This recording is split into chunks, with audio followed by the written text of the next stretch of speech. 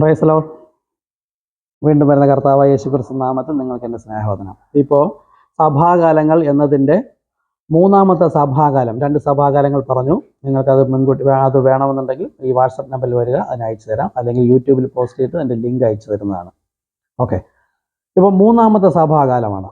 തുടർച്ചയായിട്ട് കേട്ടതിന് അത് മനസ്സിലാവുകയുള്ളൂ. അപ്പോൾ ഒന്നാമത്തെ സഭാകാലത്തിൽ പരിശുദ്ധാത്മാവ് അപ്പോസ്തലന്മാരിലൂടെ പഠിപ്പിച്ചതിന് വിരുദ്ധമായി അതേ സഭയിൽ ഒന്നാമത്തെ കുതിരപ്പുറത്ത് വന്നവൻ അപ്പോസ്തലപ്രവൃത്തി 4:12 പറഞ്ഞപ്പോൾ 5 വാക്യം താഴെ 17-ലും 18-ലും യേശുക്രിസ്തു നാമം അശേഷം മിണ്ടരുത്, ആരോട് ഉപദേശിക്കരുതെന്ന് പറഞ്ഞതാണ്.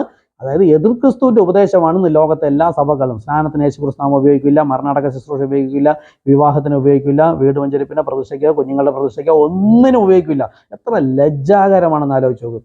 കൊച്ചു കുഞ്ഞുങ്ങളെ പ്രതിഷ്ഠിക്കുന്നതിന് ഉപയോഗിക്കില്ല. ഒരു വ്യക്തി മരിച്ചാൽ കൊണ്ട് അടക്കം ചെയ്യുന്നതിന് പോലും യേശുക്രിസ്തു നാമത്തിൽ നിഷേധിക്കണമെങ്കിൽ ഇവരുടെ ഉള്ളിലൊരു ആ ഭൂതം എത്ര ശക്തമായ ഭൂതമാണെന്ന് ആലോചിച്ച് നോക്കൂ. കർത്താവേ, എനിക്ക് അവിടെ നിന്ന് പുറത്തു വരാൻ കർത്താവ് കൃപ കാണിച്ചു. നിങ്ങളുടെ ദൈവകൃപ ഉദിക്കട്ടെ. അപ്പോൾ മൂന്നാമത്തെ സഭാകാലം. അപ്പോൾ ഒന്നാമത്തെ സഭാകാലത്തിൽ പരിശുദ്ധാത്മാവിനെ തുടങ്ങിയ വിശ്വാസത്തിൽ നിന്ന് പിശാച് എതിർ ക്രിസ്തു വന്ന് തെറ്റിച്ച് കളഞ്ഞതിനെ കർത്താവ് കാലാകാലങ്ങളിൽ ഓരോ വ്യക്തികൾ ദൈവത്തിൻ്റെ വലത് കൈയിലെ 7 നക്ഷത്രം ഏഞ്ചൽ വന്ന് ഭൂമിയിൽ വന്ന് ഓരോ ഈ അപ്പോസ്തലന്മാരുടെ വിശ്വാസത്തിലേക്ക് മടക്കി കൊണ്ടുവരുന്ന അവസ്ഥയാണ് കാണുന്നത്. 1ഉം 2ഉം നമ്മൾ എടുത്തു കഴിഞ്ഞത് മൂന്നാമത്തെ. ഇതിൻ്റെ പീരീഡ് എന്ന് പറയുന്നത് AD 312 മുതൽ 606 വരെ ആണ് ഈ മൂന്നാമത്തെ പെർഗമ സഭയുടെ കാലം. ഇപ്പോഴാണ് കത്തോലിക്ക സഭ നേരത്തെ നിലവിൽ വന്നു, പക്ഷേ ഇപ്പോൾ അത് നിലനിൽക്കുകയാണ്. അങ്ങനെ നിന്ന കത്തോലിക്ക സഭയുടെ തെറ്റായ ഉപദേശത്തിൽ നിന്ന് കർത്താവ് ഒരു വ്യക്തിയെ വിളിച്ച് പുറത്തേക്ക് കൊണ്ടുവരണം. ലൂഥർ മാർട്ടിനെ വിളിച്ചിട്ട് 95 സിദ്ധാന്തങ്ങൾ എഴുതി വെച്ചിട്ട് ഈ ഓസ്തിയെക്കുറിച്ചും കുറിച്ച് അവരുടെ അനാചാരങ്ങളെക്കുറിച്ചും ഒക്കെ ബോധ്യമായപ്പോൾ അതിനെ എതിർത്തുകൊണ്ട് ദൈവമാണ് അദ്ദേഹത്തിൽ ഇരുന്നു കൊണ്ട് അപ്പോസ്തലന്മാരുടെ വിശ്വാസത്തിലേക്ക് വരണം, ആ സ്നാനം ചെയ്യണം. ആ സ്നാനമൊക്കെ അന്ന് പറഞ്ഞു കൊടുത്തിട്ടുണ്ടാവുമെന്ന് തോന്നുന്നില്ല. എന്തായാലും അപ്പോസ്തലന്മാരുടെ വിശ്വാസത്തിൽ വരണം. ഈ അനാചാരങ്ങളും മറിയോടുള്ള മധ്യസ്ഥതയും അല്ലെങ്കിൽ പുണ്യാളന്മാരുടെതും ഇതൊന്നുമില്ല. അവരൊക്കെ യേശുക്രിസ്തുവിനെ ആണ് പ്രസംഗിച്ചത്. കാനായിലെ കല്യാണ വിരുന്നിൽ വെള്ളം വീഞ്ഞാക്കാനായിട്ട് മറിയോട് പറഞ്ഞപ്പോഴത്തേക്ക് മറിയ എന്ന് പറഞ്ഞു. അപ്പോൾ യേശു എന്താ പറഞ്ഞത്? എൻ്റെ നാഴിക ഇതുവരെ വന്നിട്ടില്ല, ഇത്രേ പറഞ്ഞുള്ളൂ. ബാക്കി യേശു അപ്പോസ്തലന്മാരോട് ചോദിച്ചു, നിങ്ങൾ എന്നെ ആരെന്ന് പറയുന്നു? ഈ യേശുവാണ് ക്രിസ്തു എന്ന്. ക്രിസ്തു എന്ന് വെച്ചാൽ പരിശുദ്ധാത്മാവ് എന്നാണ് കേട്ടോ, അത് വെളിപ്പാടാണ്.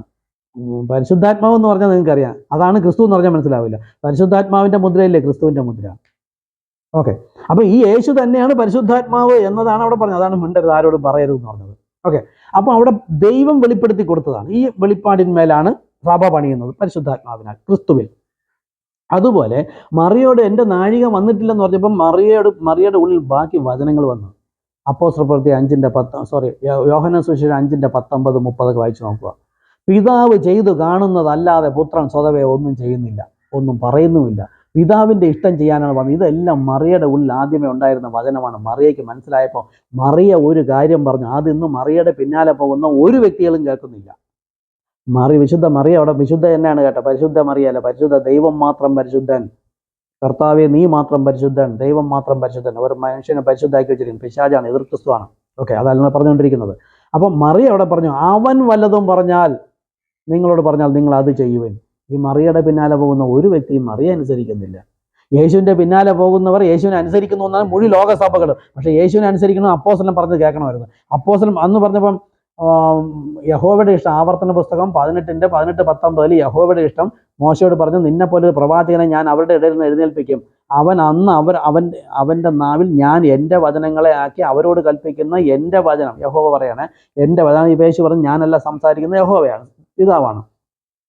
അന്നാളിൽ ഞാൻ എൻ്റെ വചനം അവൻ്റെ നാവിന്മേലാക്കി ഞാൻ അവരോട് കൽപ്പിക്കുന്ന എൻ്റെ വചനം ആരെങ്കിലും കേൾക്കാതിരുന്നാൽ ഞാൻ അവനെ ഛേദിച്ച് കളയും. അപ്പോസ്തലപ്രവൃത്തി 3:22-23 വായിച്ചു നോക്കുക. അപ്പോൾ കൊന്നുകളയുമെന്ന് പറഞ്ഞപ്പോൾ മശിക വന്നാൽ മശിക പറയുന്നത് കേൾക്കണമെന്ന് യഹോവ പറഞ്ഞിരുന്നതിനെ വിശ്വസിച്ച് പഠിച്ച് ധ്യാനിച്ചിരുന്നവരുടെ മുമ്പിൽ യേശു എന്ന് പറഞ്ഞപ്പോൾ അവർ പറഞ്ഞു, ഞങ്ങൾക്ക് നിന്നെ വേണ്ട, ഞങ്ങൾക്ക് മോശ പറഞ്ഞത് മതി, പ്രവാചകൻ പറഞ്ഞത് മതി. അന്ന് അവരെല്ലാം മരിച്ചുപോയി എന്ന് നമുക്ക് ഇന്ന് മനസ്സിലായി. എന്നാൽ യേശു പോകാൻ സമയത്ത് പറഞ്ഞു, എനിക്ക് ഇനി യോഹന്നാൻ 16:12 മുതൽ വായിക്കുക, എനിക്കിനി അനേകം കാര്യങ്ങൾ നിങ്ങളോട് പറയണമെന്നുണ്ട്, നിങ്ങൾക്ക് ഇപ്പോൾ ഗ്രഹിക്കില്ല. ഞാൻ പോയ ശേഷം സത്യത്തിൻ്റെ ആത്മാവ് വരും, അവൻ നിങ്ങളെ സകല സത്യത്തിലും വഴി നടത്തും.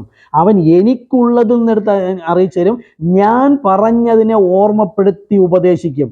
അതുകൊണ്ട് നിങ്ങൾ അവനെ കേൾക്കുന്നവൻ എന്നെ കേൾക്കുന്നു, അവനെ തള്ളുന്നു. അപ്പോസ്തലന്മാരിലൂടെ പറയുന്ന പരിശുദ്ധാത്മാവിനെ, അല്ലെങ്കിൽ അപ്പോസ്തലന്മാരെ തള്ളുന്നവൻ യേശുവിനെ തള്ളുന്നു, ദൈവത്തെ തള്ളുന്നു എന്ന് പറഞ്ഞിരിക്കെ അന്ന് യേശുവിൻ്റെ കാലത്തുള്ളവർ യേശുവിനെ തള്ളിയപ്പം ദൈവത്തെ ഒന്നും തള്ളിയില്ല, ഞങ്ങൾക്കൊരു ദൈവം ഉണ്ടെന്ന് പറഞ്ഞു. യേശു പറഞ്ഞു ഞാൻ തന്നെ അവൻ എന്ന് പറഞ്ഞു. അവർക്ക് മനസ്സിലായില്ല. എന്തുകൊണ്ടാണ് യേശു ജഡശരീരത്തിലാവുന്നത്? ആത്മാവ്, ദൈവമാണ് അകത്തിരുന്നത്. ഇമ്മാനുവേൽ ജഡത്തെ നോക്കിക്കൊണ്ട് തള്ളിയതുപോലെ ഇന്ന് പത്രോസിന്റെ ഉള്ളിൽ എവര് പ്രിയം വെച്ചിരിക്കുന്ന, ലോകം പ്രിയം വെച്ചിരിക്കുന്ന ഇതേ യേശു ക്രിസ്തു തന്നെയാണ് ആത്മാവായി വന്നത്. ശരീരമായിട്ട് മുകളിൽ പോയിട്ട് ആത്മാവായിട്ട് വന്നിരിക്കുന്നു. പത്രോസ് എന്ന ശരീരം നോക്കിക്കൊണ്ട് പറയുന്ന അകത്തിരുന്ന ആളിനെ തിരിച്ചറിയാതെ പറയണം ഞങ്ങൾക്ക് പത്രോസ് പറഞ്ഞത് വേണ്ട, യേശു പറഞ്ഞത് മതി. യേശു പറഞ്ഞപ്പോൾ എന്ത് പറഞ്ഞു? ഞങ്ങൾക്ക് യേശു പറഞ്ഞത് വേണ്ട, ഞങ്ങൾക്ക് മോശ പറഞ്ഞത് മതി. മോശയും പ്രവാചകന്മാരും പറഞ്ഞപ്പം കേൾക്കാത്തവന്മാരുടെ ചെറുമക്കളാണ് യേശുവിൻ്റെ കാലത്തുള്ളത്. യേശു പറഞ്ഞപ്പം കേൾക്കാത്തവന്മാരുടെ ചെറുമക്കളുടെ ഇന്നത്തെ ഈ സഭകളിലിരിക്കുന്നവർ. ഞാൻ പറഞ്ഞു അപ്പോസ്തലൻ പറഞ്ഞത് വേണ്ട, യേശു പറഞ്ഞു. നമുക്ക് ജഡശരീരത്തെ നോക്കിക്കൊണ്ട് അകത്തിരിക്കുന്ന ആത്മാവിൻ്റെ പ്രവൃത്തിയും സംസാരത്തെയും ഏതെന്ന് തിരിച്ചറിയാൻ കഴിയാത്ത തരത്തിൽ ഇയാണ് പിശാച് എല്ലാവരും മന്ദമാക്കി വെച്ചിരിക്കുന്നത്. അതിനിടയിൽ നിന്ന് ദൈവം നമുക്ക് ഈ കൃപ നൽകിയിരിക്കുന്നത്. ഓക്കെ, അപ്പോൾ മൂന്നാമത്തെ പെർഗമ സഭയുടെ കാലത്ത് പിശാച് തെറ്റിച്ച് കളഞ്ഞ ഈ കത്തോലിക്ക സഭയുടെ സിദ്ധാന്തങ്ങളെ വിശ്വസിച്ച് നിന്ന ആ ജനത്തിൻ്റെ ഇടയിൽ നിന്ന് മാർട്ടിൻ എന്നൊരു വ്യക്തിയെ ദൈവം തെരഞ്ഞെടുത്തു. ആ മാർട്ടിൻ എന്ന വ്യക്തിയെ തിരഞ്ഞെടുത്തിട്ട് ആ ക്രിസ്തുവിന് ജന്മാവകാശം വിൽക്കേണ്ടതിന് പകരം സംഘടനകൾക്കും സഭകൾക്കും പുരോഹിതന്മാർക്കും, ഇന്നത്തെ സഭകളെ പോലെ ക്രിസ്തുവിനാണ് വിറ്റിരുന്നെങ്കിൽ ക്രിസ്തുവിന്റെ വചനത്തിനോട് നിൽക്കുമോ? യേശു ക്രിസ്തു നാമം നിഷേധിക്കാൻ പറ്റില്ല അവർക്ക് വ്യക്തികൾ. ക്രിസ്തുവിന് തങ്ങളെ തന്നെ വിറ്റ ഒരു വ്യക്തികൾക്കും യേശു ക്രിസ്തു നാമത്തെ എന്തിനും നിഷേധിക്കാൻ പറ്റില്ല. വാക്കിനാലോ ക്രിയയാലോ എന്ത് ചെയ്താലും കർത്താവ് യേശു ക്രിസ്തു നാമം ചെയ്യുമല്ലോ. നോക്കൂ, അവരവരുടെ ജന്മാവകാശം വിറ്റ് കളഞ്ഞിരിക്കുകയാണ്. ഇതാണ് വെളിപ്പാട് പുസ്തകത്തിൽ പറയുന്നത്, നീ നിന്റെ കണ്ണിൽ ആത്മക്കണ്ണിൽ എഴുതുവാൻ ലേപനം എന്നോട് വിലയ്ക്ക് വാങ്ങുവാൻ. ഇന്ന് പരിശുദ്ധാത്മ 7-ാമത്തെ ലവോദിക കാലത്താണ് പറയുന്നത്. ഞങ്ങൾ നിൽക്കുന്ന കാലത്ത് ഞങ്ങൾ നിങ്ങളോട് അറിയിക്കണം, ഇന്ന് നിങ്ങൾ വില കൊടുക്കണം, നിങ്ങൾ നിങ്ങളെ തന്നെ ക്രിസ്തുവിന് വിൽക്കണം. ഇന്ന് നിങ്ങൾ വിറ്റിരിക്കുന്നത് സംഘടനാ സഭയ്ക്കും പിശാചിനും പുരോഹിതനുമാണ്. അല്ല, ദൈവത്തിന്റെ വചനത്തിന് ക്രിസ്തുവിനാണെങ്കിൽ നിങ്ങൾ ഈ കർത്താവ് യേശു ക്രിസ്തു നാമം നിഷേധിക്കില്ല.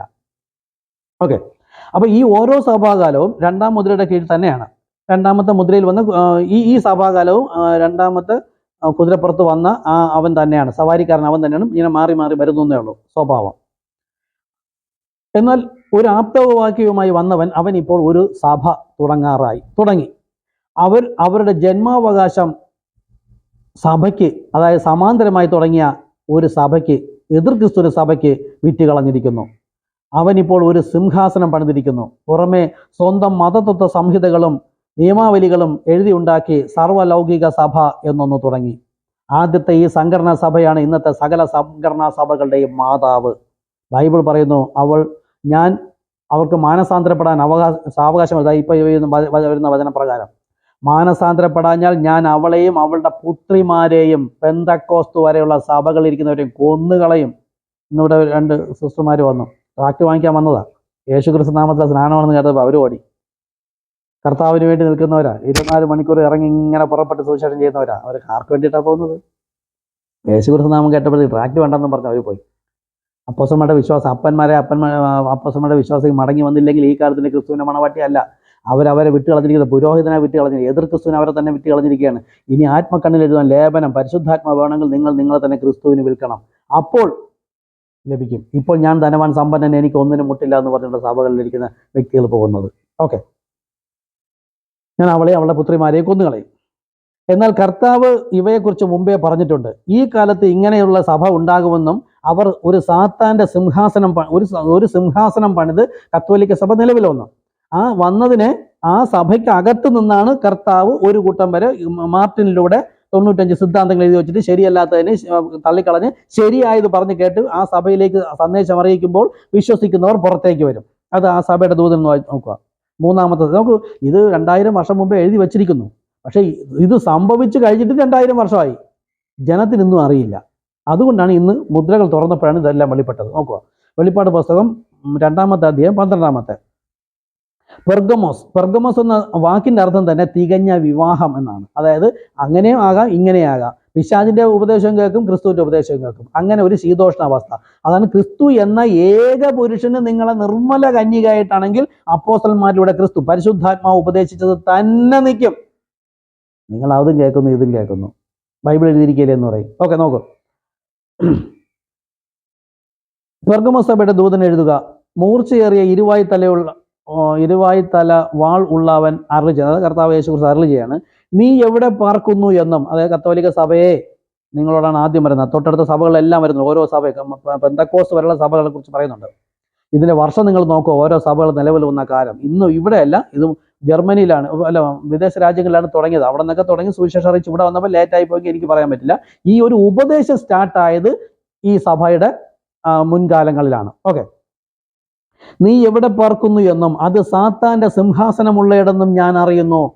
ആദ്യത്തെ ഒരു ദുരുപദേശവുമായി വന്ന് യേശുക്രിസ്തു നാമം അശേഷം ഉണ്ടായിരുന്നു, ആരോട് ഉപദേശിക്കരുതെന്ന് പറഞ്ഞ ആ പിശാച് മൂന്നാമത്തെ സഭാകാലമായപ്പോൾ അവൻ ഒരു സഭ സിംഹാസനം, രണ്ടാമത്തെ സഭ തന്നെ കത്തോലിക്കായി.